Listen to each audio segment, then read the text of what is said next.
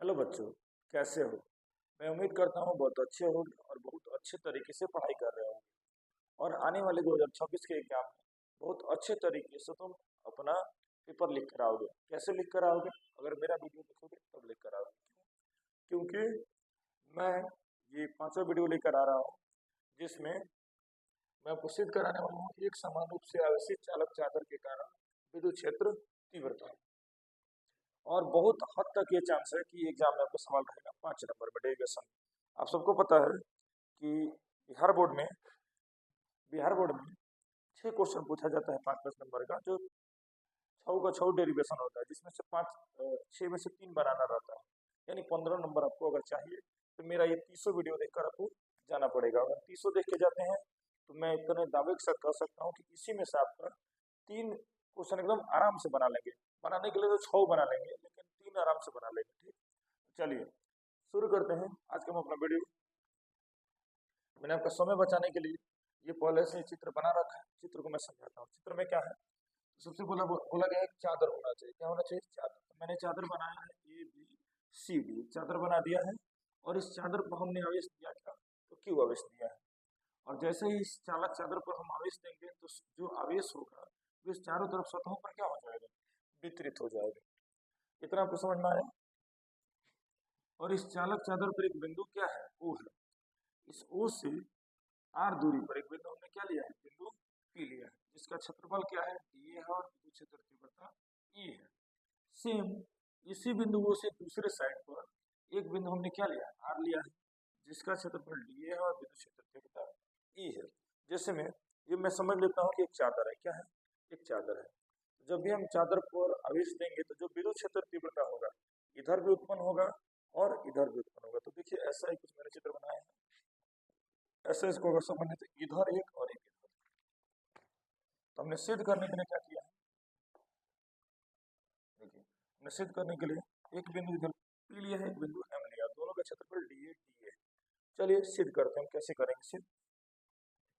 एकदम आसानी से किया जा सकता है। सबसे पहले लिखेंगे। क्या लिखेंगे? कि माना कि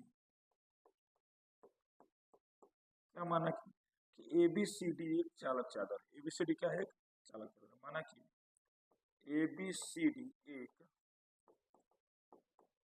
चालक चादर है, चादर जिस पर क्या आवेश दिया गया है? Q। जिस पर Q आवेश दिया गया है।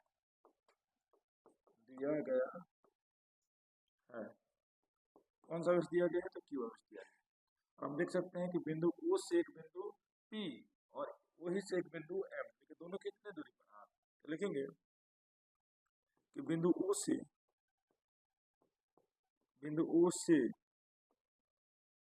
R दूरी पर दो बिंदु P तथा M लिया गया है। कितने बिंदु लिए गए हैं? 2। एक P लिया गया है, एक M लिया गया है। और P का क्षेत्रफल DA है और M का भी क्षेत्रफल क्या है? लिखेंगे तथा जिनका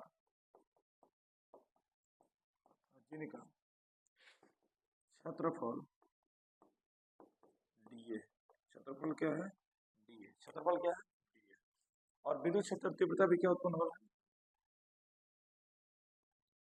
विद्युत क्षेत्र तीव्रता क्या है? जिनका क्षेत्रफल DA है और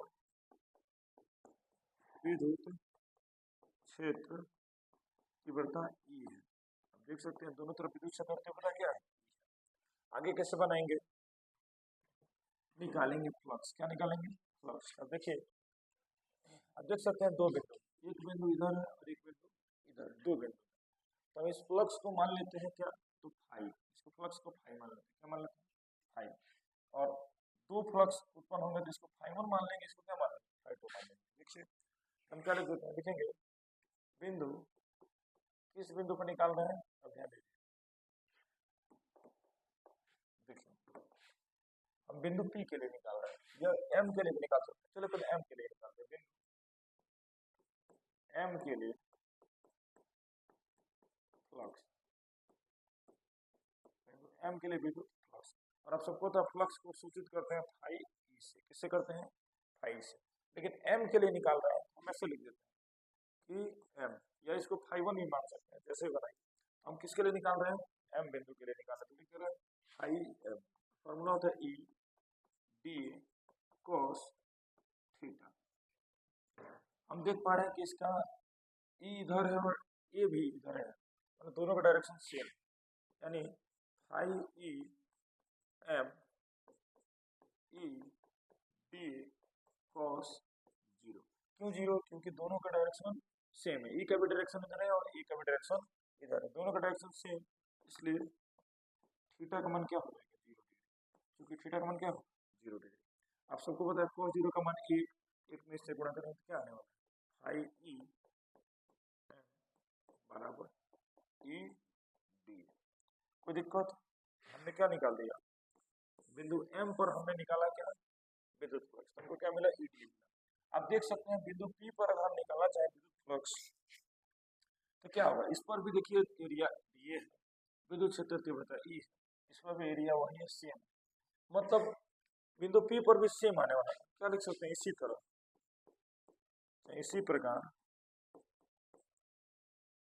बिंदु P पर फ्लक्स, बिंदु P पर क्या होगा? Phi E। लेकिन किस बिंदु पर निकाल रहे हैं? तो P पर निकाल रहे हैं, लिखेंगे P बराबर E D। यानी हमको दो बिंदु पर हमको प्राप्त हो गया फ्लक्स। किस किस बिंदु पर? एक बिंदु हमको मिला क्या था? m पर, और एक बिंदु p पर, दोनों पर हमको फ्लक्स सेम मिला ed। चलिए इतना पे स्क्रीनशॉट ले लीजिए, चलते हम आगे। आगे चलेंगे, थोड़ा सा छोटा कर, मैंने अपने आसानी के लिए इसको कर लिया था। देखिए, तो हमको दो फ्लक्स मिला, एक बिंदु m पर, एक बिंदु p पर। ऐसा करते हैं, अब हमको कुल फ्लक्स निकालना है। कुल फ्लक्स का मतलब दोनों को जोड़ना है। इस बिंदु पर जितना फ्लक्स आ रहा है वो, और इस बिंदु पर। इस चादर के लिए चाहिए तो दो बिंदु पर अलग अलग जा रहा है, इस चादर के लिए चाहिए तो दोनों को क्या कर देंगे? जोड़ देंगे। तो लिखेंगे कुल फ्लक्स, कुल विद्युत फ्लक्स भी लिख सकते हैं, क्योंकि विद्युत फ्लक्स तो निकालना है। कुल विद्युत फ्लक्स, कुल विद्युत फ्लक्स को लिख देते हैं फाई ई। क्या लिख देते हैं? फाई। यानी फाई ई बराबर हो जाएगा फाई ई एम, एम वाले बिंदु को, और फाई ई फ्लक्स पी वाले बिंदु को, दोनों को जोड़ देंगे। तो फाई कैसे निकलेगा? हम देख पा रहे हैं कि एम वाले बिंदु पर क्या आया है? ई डी आया। पी वाले बिंदु पर क्या है? ई डी आया। हम क्या लिख देंगे? E D plus E D. तो एक इसके बोले कुछ नहीं, तो एक है, इसके बोले कुछ नहीं, एक डी, एक डी कितना हो जाएगा? फाई ई बराबर हो जाएगा 2 ई डी। और हम देख पाएंगे कि गॉस कपर में हमने पढ़ा है, गॉस कपर में क्या होता है? क्यू बाई एप्सिलॉन नॉट होता है। तो गॉस के प्रमेय से, गॉस के प्रमेय से, गॉस के प्रमेय क्या कहता है कि फाई बराबर क्यू बाई एप्सिलॉन नॉट, और 2 ई डी ए है तो 2 ई डी ए। अब हम जानते हैं कि देखिए, अब हम क्या करेंगे कि चूंकि हमें पता है कि सिग्मा बराबर होता है क्यू बाई ए। सिग्मा का मतलब क्या हुआ? पृष्ठीय घनत्व। पृष्ठीय घनत्व का मतलब प्रति एकांक क्षेत्रफल पर आवेश के वितरण को क्या कहा जाता है? पृष्ठीय घनत्व कहा जाता है। और फॉर्मूला होता है सिग्मा बराबर क्यू बाई ए, क्रॉस गुणा करेंगे तो क्यू का मान क्या निकल जाएगा? क्यू बराबर हो जाएगा सिग्मा ए। क्यू का मान क्या आ जाएगा? सिग्मा ए। यानी हम क्यू की जगह पर रख सकते हैं क्या? ए, क्योंकि यहाँ पे एरिया देखिए, एरिया ए ना होकर क्या है? इसलिए क्या रखेंगे? क्यू की जगह पर लिखेंगे सिग्मा ए, ना लिख के क्या लिखेंगे? Sigma D. क्या लिखेंगे? Sigma D. और एप्सिलॉन नॉट हो गया एप्सिलॉन नॉट, और 2 ई है तो ई, और डी है तो डी। इधर से डी और डी कट जाएगा, दो इधर गुणा में इधर जाएगा तो हो जाएगा सिग्मा बटा 2 एप्सिलॉन नॉट बराबर ई। सीधा करके लिख दें हो जाएगा ई बराबर सिग्मा बटा 2 एप्सिलॉन नॉट। ये हमारा क्या हो गया? सत्यापित। आई होप आपको समझ में आया होगा। अगर आपको वीडियो पसंद आए तो वीडियो को लाइक करिए और चैनल को सब्सक्राइब करिए। आपको वीडियो पसंद आए तो वीडियो को लाइक भी करिए, दोस्तों को शेयर भी करिए। मिलते हैं नेक्स्ट वीडियो में, धन्यवाद।